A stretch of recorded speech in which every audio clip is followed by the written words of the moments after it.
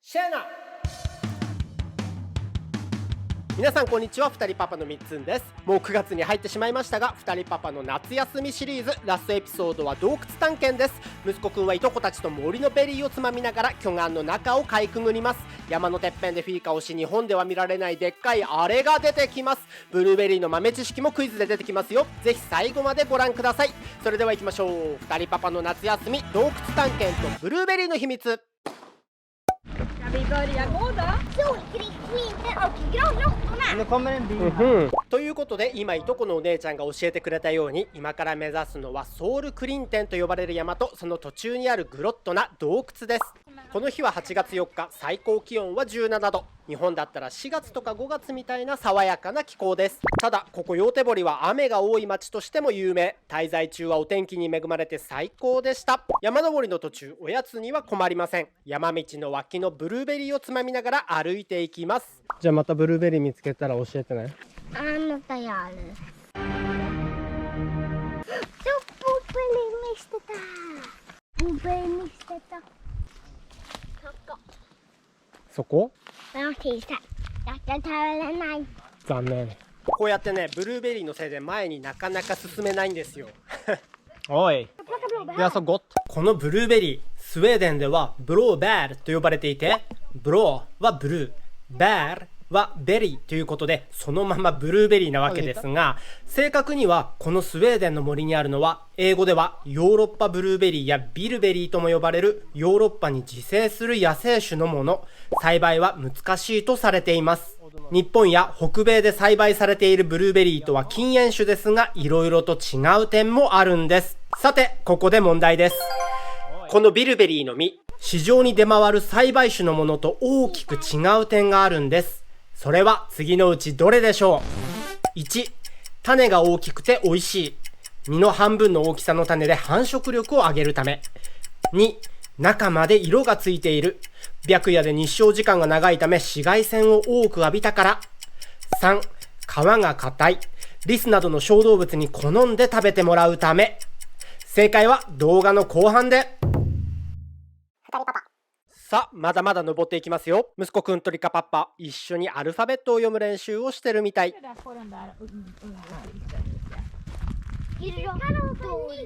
最近息子くんは自分の名前のアルファベットは分かるようになってきたみたい。こうやって自分より大きいお兄ちゃんお姉ちゃんと過ごすといい刺激になっていいですね。そして勾配が急になってきました。ああ、そうね。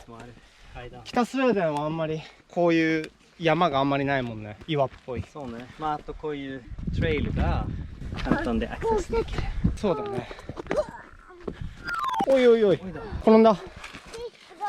いいブラ。ゲイクブラバブラ。強くなったね。そしてずんずん山を登っていくと、空が明けててっぺんに近づいてきたようです。何してんのそれ？それ何してんの？わDet betyder att damma sig på skintarna så man blir starkare. OK。そして頂上に到着です。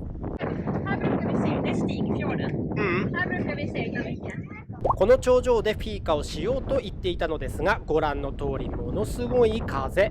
どこかいいスポットはないかとみんなで探します。息子くんもお姉ちゃんお兄ちゃんを追っかけるように夢中で岩を登ります。そして日当たりがよく風は強くないいいスポットを発見。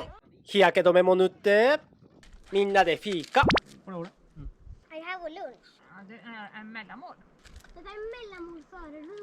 そして息子くん何か言い出しました。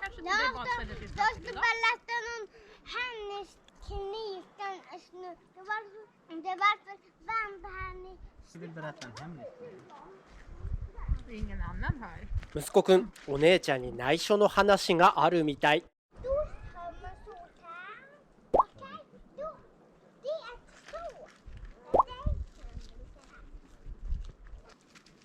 あ、戻ってきた。付き合ってくれる優しいお姉ちゃんに感謝です。フィーカを終えて片付けると、次はいよいよ洞窟へと向かいます。そしててっぺんから10分ほど坂道を下っていくと現れましたグロットナ。不思議な巨岩が崩れて重なっているようで、その狭い隙間をかいくぐっていきます。子供たちもワクワクしながら前に進んでいるようです。おっとっとっと。そんな時、息子くん何かを思い出したようです。Den blev kvar där borta. さっきまで大事に持ってた木の枝を置いてきてしまったらしくて大泣き。どうやら彼の冒険には欠かせない大切な道具だったようです。リカパパが取りに行ってくれてるよ。大丈夫じゃない？そしたらほら来たよ。 Jag glömde den ju bara, men här är den. Jag kommer ihåg var jag hade lagt den. その枝がこちら。はい、どうぞ。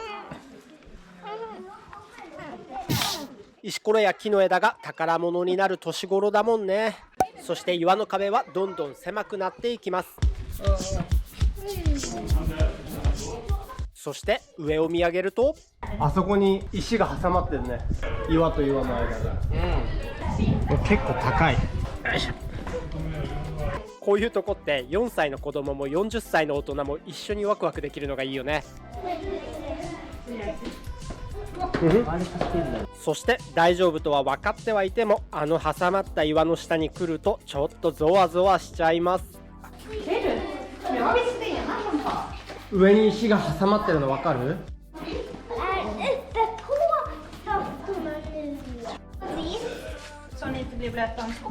俺ちょっとここ通れない気がするんだけど。OK、行くよ。っていうかさ、俺バックパックが引っかかりそう。よいしょ。結構狭い。出た。おぬこめリカパパ。リカパパ。クラッタル。ここだけの話、リカパッパは雲が大嫌い。落ちないようにね。ドロドロだよこの下。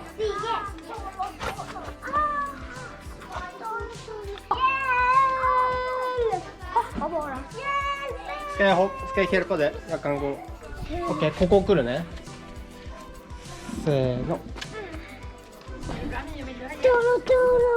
おー、ドロドロ。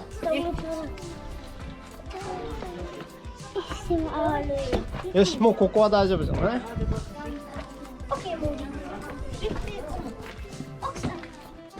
お尻ついてもいいよ。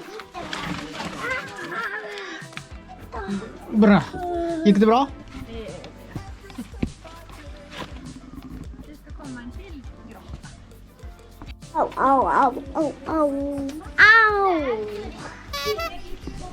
そしていよいよ最後の洞窟までやってきました。これ下行ける？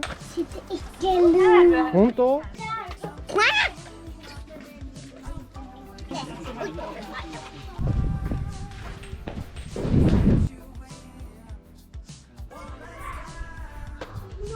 ？That is just moving the plate でしょ。なぜこういう洞窟ができたのか話してるけど、結局答えは出ませんでした。そして洞窟エリアはこれでおしまい。またハイキングトレイルに戻っていきます。今度は下り坂が続きますが、子供たちはまだまだ元気いっぱい。そして山のこちら側はまた違う野生のベリーがたくさん現れました。やはー、ではそのスモールベイビーハロン。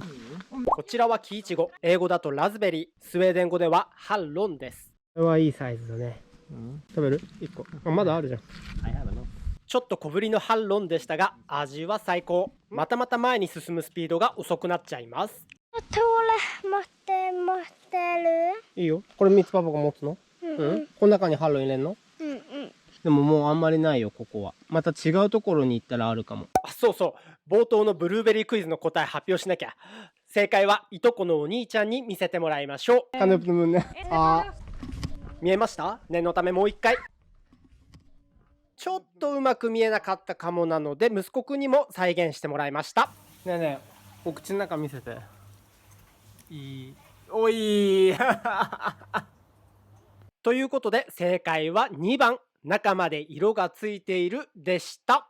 一方、栽培されてスーパーなどで売られているブルーベリーは見た目こそ似ていますが、中を切ってみるとご覧の通りブドウのような緑色なんです。一方、ビルベリーの青紫の色素はアントシアニンと呼ばれるポリフェノールの一種が由来。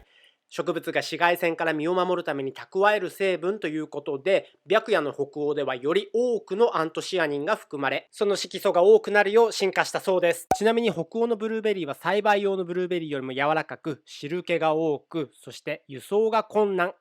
採取して冷凍されたものは輸出もされ、サプリメントなどに利用されているようですが、この新鮮な北欧のブルーベリーはこの時期、この土地でしか食べられません。そしてたくさん摘んだ森のブルーベリーはこうやって水にさらして浮かんできた葉っぱやゴミを取り除き、水を切ってから袋に入れて冷凍保存。1年を通して少しずつジャムにしたりして利用しています。以前の動画でご紹介したクラウドベリーよりも気軽に採取できるので、夏のスウェーデンにお越しの際はぜひ森に足を運んでくださいね。そしてハイキングの続き。最後の最後でとんでもないものに遭遇しました。日本でも見かけるナメクジさんの特大版。苦手な方やお食事中の方、ここから10秒ほど目をつぶっててくださいね。いきますよ。3、2、1。やばい。これちょっと超でかくない？やだやだ、潰したくないよ。なんで？と次の瞬間。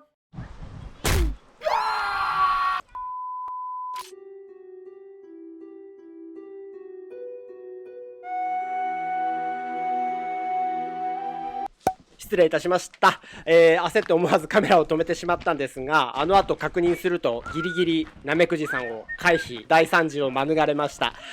そしてその後は無事にスタート地点に戻ることができ、およそ2時間余りのハイキングも終了。帰り道にランチを食べてマリーたちのお家に帰りました。この洞窟探検の後も数日マリーの家にお世話になりました。ゆっくりお菓子作りをしたり、一緒にご飯を食べたりしましたが、その様子は先にアップロードしたヨーテボリ旅行のダイジェスト版ビデオがありますので、ぜひチェックしてみてくださいね。そして今回ヨーテボリの帰りにまたストックホルムに寄りました。以前から SNS でつながっていたストックホルム在住の日本人の方とお会いすることに。こちら林イグネルさよりさんはストックホルム在住の音楽家、映画音楽や舞台の音楽などを手掛けてらっしゃいますが、リッダーダーグという YouTube チャンネルで自ら作曲したオリジナル曲とともに家族での暮らしをシェアしています。この時一緒に夏の木漏れ日の下でフィーカをした様子をとっても素敵に撮っていただいて動画にしてもらったので、ぜひ皆さん右上のリンクか下の概要欄からチェックしてみてくださいね。久しぶりにミツパッパの役者魂が爆発したシーンも見られます。そして2人パパと息子くんの夏休み2020が終わりを迎えます。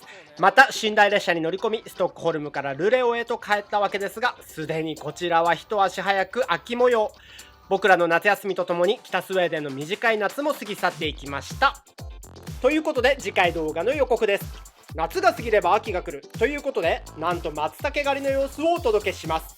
今年は夏の初めに雨が多かったせいで、ここスウェーデンは松茸が大豊作。そのニュースを聞きつけ、キノコ狩りのスペシャリストに秘密の森を教えてもらい、松茸狩りに行ってきました。なんと入って2分で見つけられる森、北欧産松茸のそのお味とはいかに。息子くんはお友達と一緒に森をはしゃぎ回りますよ。お楽しみに。本日も最後までご覧いただきありがとうございました。高評価ボタンやチャンネル登録、コメントもお待ちしています。季節の変わり目となるこの時期、体調を崩しやすいかと思います。皆様お体にはご自愛くださいね。それでは今日はこれで失礼いたします。また別の動画でお会いしましょう。ごきげんよう。ヘイドー。2人パパ。